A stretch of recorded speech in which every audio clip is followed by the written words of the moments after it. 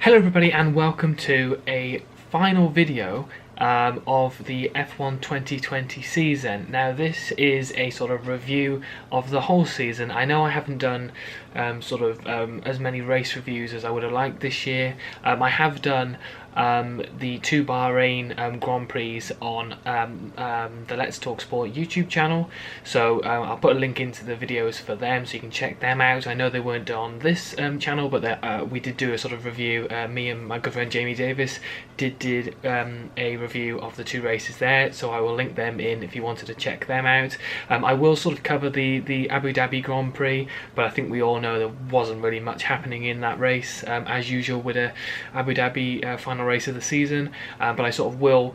I thought I'd wait a little bit longer. It's been about a week since that race happened now, so I thought I'd wait a little bit just to see if there was any more news that came out, and of course there was. So yeah, without further ado, let's get into sort of the final sort of review of the 2020 season. I may do sort of little talking points that have come from this season a little bit later on, between now and obviously the first sort of winter testings and the cars unveiling in hopefully February time. So I'll hopefully do a few videos in and around this time about that, but let's have a look at the main sort of talking points now the 2020 season has finished. Now, of course, again, I've said this a couple of times in the reviews and the videos that I've done. Huge congratulations to the Formula One and the FIA, all the teams, everybody that works there, the drivers, the staff, just for making us as fans being able to watch Formula One in this tough year that we've had. It has been great to have that many races, 17 in the end, I think. To have 17 races in the end is a huge achievement. So again, obviously I've said that a couple of times, but obviously congratulations to them, and of course congratulations to Lewis Hamilton, who also won in the UK Sports Personality of the Year last night. So yeah, congratulations to Lewis Hamilton on that. Just has had a absolutely fantastic year, hasn't he? 7-time world champion now, equalled with Michael Schumacher. Hasn't signed his new Mercedes deal yet, but we'll go on to somebody who has, and to be honest, it's only a matter of time before Hamilton does sign that contract. But yeah, congratulations to Lewis Hamilton. And now we go on to somebody who, well, commiseration for one, but great news for another, and that is that Sergio Perez has now signed for Red Bull Racing. Wasn't sure if this was going to actually happen. There was obviously talk that Albon had sort of done enough to secure his seat, but yeah, Alex Albon has lost his seat. He's now become the reserve driver of Red Bull for next season, and the Mexican Sergio Perez, who has done absolutely fantastic throughout this season, considering he's missed 2 races, to be sort of 4th in the actual championship standings is incredible. What he's done with that team at Racing Point, how he's lost that seat. Obviously we know Lance Stroll and obviously Lawrence Stroll, his father, and that was obviously always going to stay the case that he would keep his seat. Sebastian Vettel going there for next season when they become Aston Martin. But just the performances that Perez has done, it's surprising that obviously we would be almost losing him from the sport this year.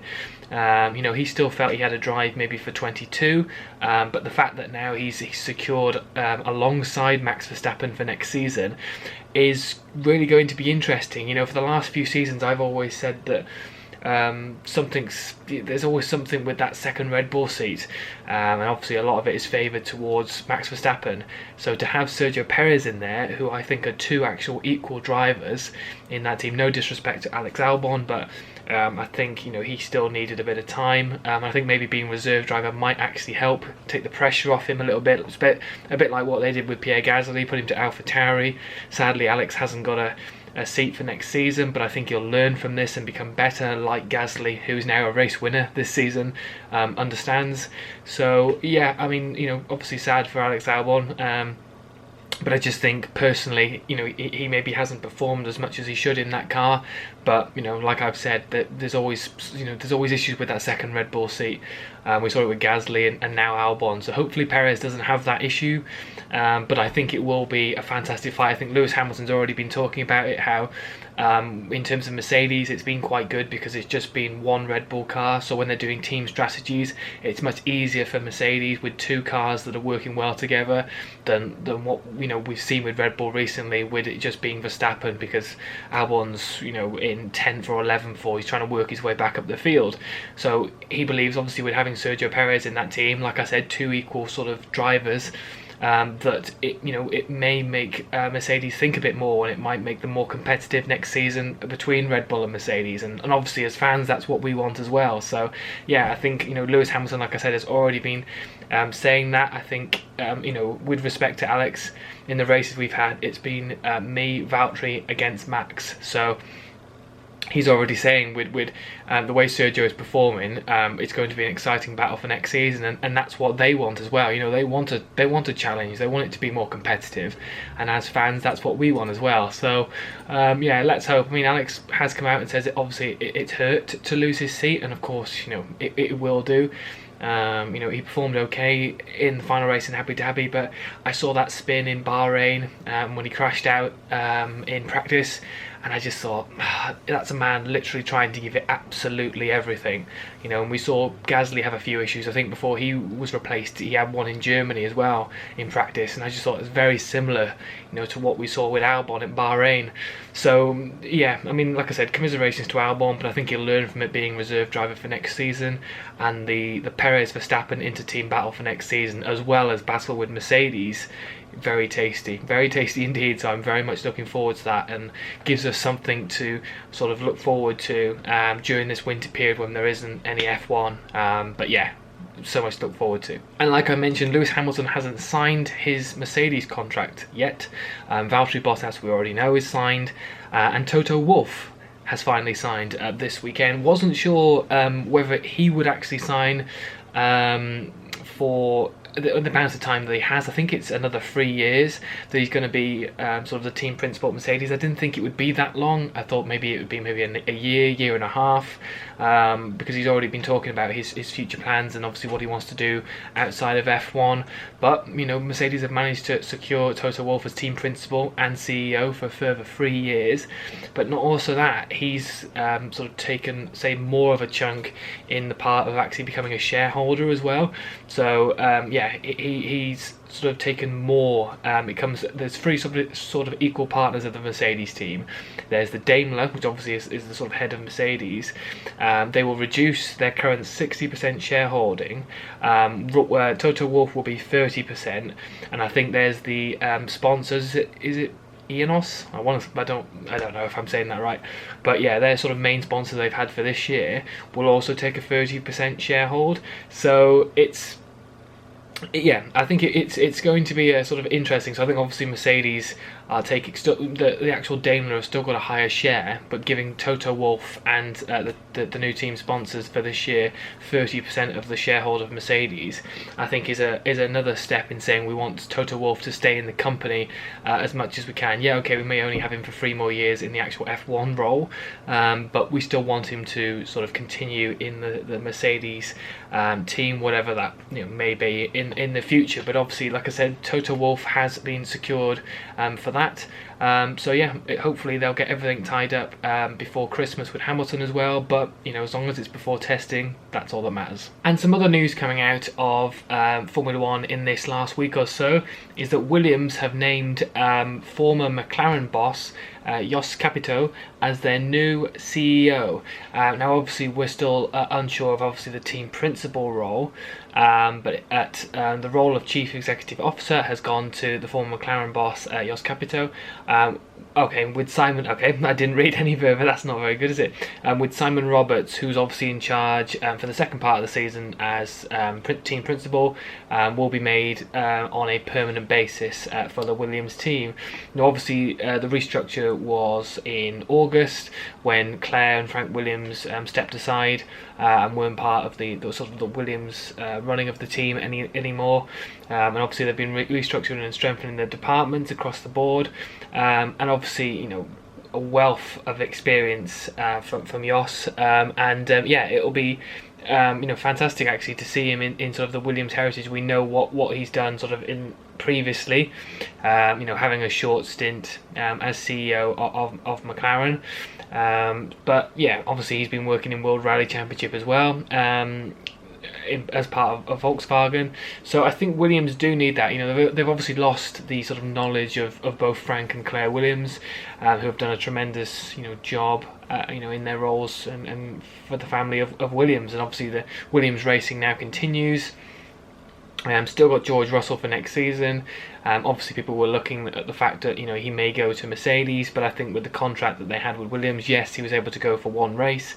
But I still think, especially Toto Wolff wants him in Williams to see if they can, and his experience now can push the team, a little bit more forward. Because obviously, Toto, has great affiliation with the Williams team anyway, having worked there previously. So I think, he still wants Russell to continue, to help push the team, become more of a leader. And then he'll be better, more suited to them once he gets that role at Mercedes, which I don't think is too far away.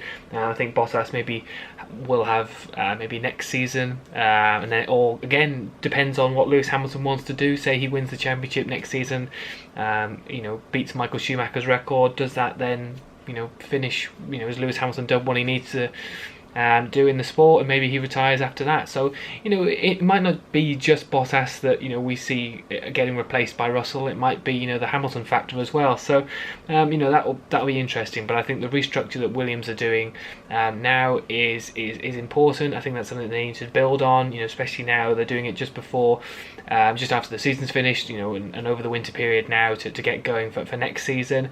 Like we all know, it's sort of the same cars for next year. A little bit of changes, but not too many. The main structure will be going for 2022 onwards. So to get these sort of restructures done now and getting the changes for the team and to get them moving forward already, it is a huge step. So yeah, big changes coming out of the Williams team in the last week or so as well. And then I just want to quickly point out McLaren, a team that I've loved growing up watching, since I started watching Formula One.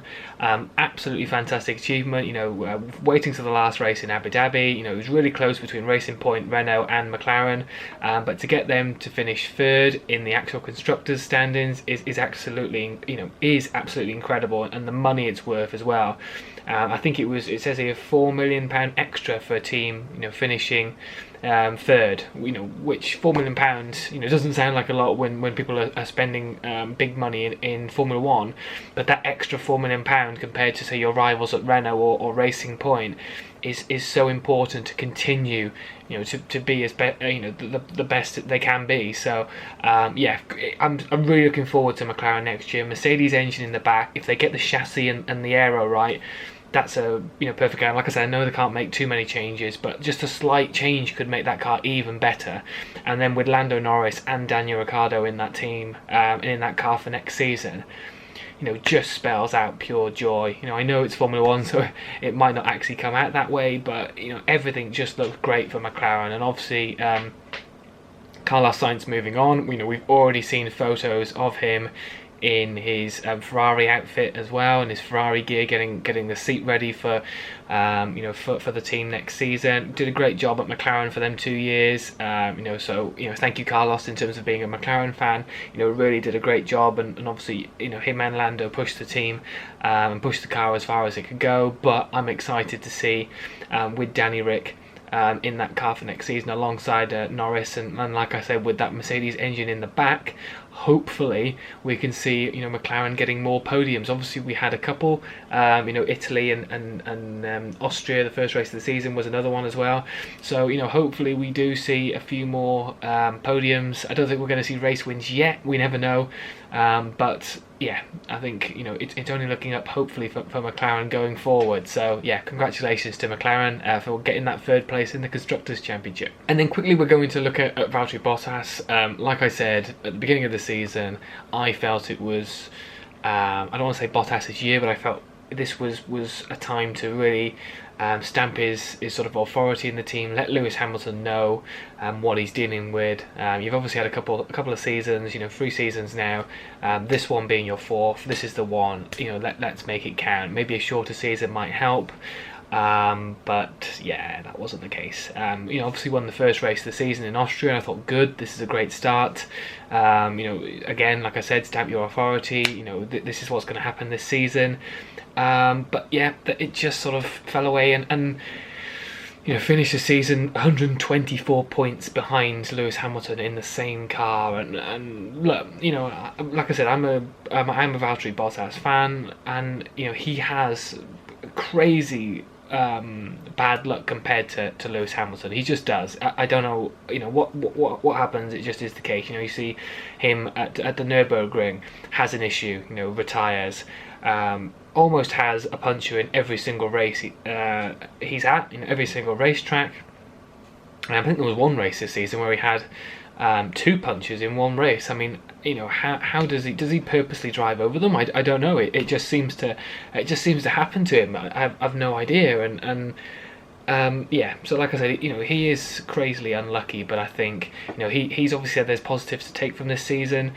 He's had some unlucky races, and then there's some races where Lewis Hamilton was just better than him, and obviously you've got to accept that, because there are days when he just is unbeatable, really. I think the Turkish Grand Prix, where he sort of came from the back a little bit and absolutely smashed it, to be honest, did Hamilton. But he said after sort of the 4th straight defeat of sort of losing to Hamilton, it does take its toll on him. It does take it out of me. He said, when every single weekend I try 100% out there and keep pushing, sometimes I get close. Sometimes I do manage to beat him, but it's tough to accept. After having 4 years of defeat. So obviously, like he said, he's got a lot to learn. There's lots to learn. Hopefully, I can use this in the future. But you do look at it and you think, well, this is now going into your 5th season at Mercedes, 4 years in a row of losing to Lewis Hamilton. Yeah, okay, you've won the Constructors' Championship all them years. That's a great achievement as a team. But as a driver, you always want to win the other one, which is the Drivers' Championship. So yeah, I think obviously there were talk about George Russell taking his place for next season. I wasn't really bothered about that. I think George did an incredible job. In that Sakir Grand Prix. I think he showed everybody what he's capable of in a big team. Should have won the race. Again, was unlucky. Both him and Bottas. When Hamilton wasn't there, both of them have issues with Mercedes just having no idea what they want to do at a pit stop, which we don't really see or have not seen before. But yeah, like I said, George is showing everybody what he's capable of in the future, and Bottas, I think has this next season to come now. Obviously we've got the most races of any season coming up. 23 races, I believe, is the 2021 one. Hopefully, as hopefully the pandemic is, vaccines are found, and it's maybe a lot safer to travel, and more races, and fans can go to the tracks. I'm hoping to maybe go to a couple myself next year. Hopefully, fingers crossed, if everything sort of eases and calms down. But yeah, I think it has to be Bottas's year next year. Otherwise, you could see George Russell being in that car for 2022.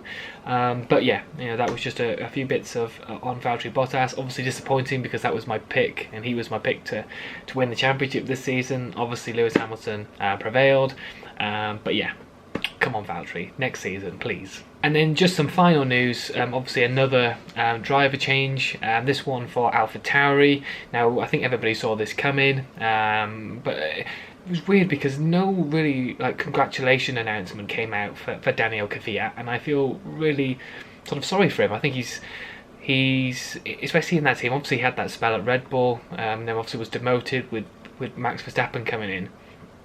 But I feel like for AlphaTauri and for Toro Rosso, whatever you wanted to call him while he's been in that team, he's done a really consistent job, done a really great job, had a couple of podiums, or had that podium in Germany a few years ago, and really does do a fantastic job. And I know Pierre Gasly's probably been better than him this season. Obviously he's had that race win as well, but I think he has done a really consistent job, and I think it may be a little bit hard done by, but they've gone with a sort of 20-year-old. They've gone with Japanese driver Yuki Tsunoda. I think I've got that right, or yeah, I mean I'm really sorry, Yuki, but I'm my pronunciations are rubbish. But they've replaced him obviously for next season. He's impressed in his F2 season this year, this sort of rookie season, finishing third. And he'll become, actually, there's a stat here, he'll become the first Japanese driver to race in F1 since Kamui Kobayashi, who was at 2014 with Caterham. Good God, Caterham, I remember that. But yeah, they've obviously made that change, part of the Red Bull program.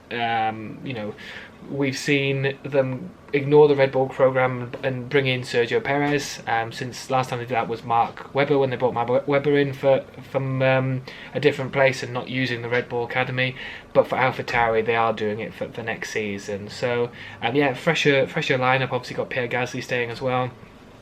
Fresher lineup for next season for AlphaTauri. But I think, congratulations obviously on his Formula 1 career for Daniel Kvyat, and I hope he goes on to another sort of motor racing class that he actually can go and win races with. I think I get the same again with Kevin Magnussen and Romain Grosjean, who are also both leaving, the two Haas drivers. Obviously Romain Grosjean had that really horrific accident in Bahrain. Fantastic to see that he's obviously recovering now and didn't do the last race in Abu Dhabi, but which was a bit sad for obviously Romain to go out in the race in Bahrain like he did. But more importantly, his health and he's looking good, and obviously most of the bandages have come off now, so that's the main thing, and hopefully again, like Kvyat and Magnussen, we'll see him in a different motor racing sport, where all of them can try and actually win races, because they have been in teams that have not been able to do that. So yeah, a few changes obviously coming into Formula 1 for next season, so yeah, that'll be something to look forward to. So that is my sort of roundup of the news coming out of the last race in Abu Dhabi. Obviously we had that young drivers test as well, which saw Fernando Alonso competing, and that's another thing I haven't talked about in this race. Obviously Fernando Alonso being at Alpine F1, which will be the new name for Renault next season. So I think that might be something I knew in another video. All these drivers, all the teams, and just see what previewing obviously the next season, and what my thoughts are on that. Obviously smaller news stories as well, if any come through, and maybe different video topics. Might get some guests on, who knows. But yeah, that was sort of the review of the end of the season of 2020. It's been a great F1 season. We've had some fantastic races. The two in Austria I think were good. Obviously we had the Italian Grand Prix with Pierre Gasly winning as well. I think that was probably my race of the year. Renault getting their podium, Daniel Ricciardo getting the podium, with Cyril Abiteboul now having to get a tattoo, which I think is a funny aspect as well. So yeah, we've had some, and obviously like I said, McLaren finishing third in the constructors. So it's been a great season. A little bit less than what we would have seen if the calendar had been like it normally was. But yeah, like I said, credit to actually getting that many races done. So yeah, thank you very much for watching this video, and like I said, hopefully I'll be bringing a few more out before the sort of car unveilings for next season in February. Just a few different topics. But yeah, thank you very much for watching and listening, and I will see you all in the next video. Take care.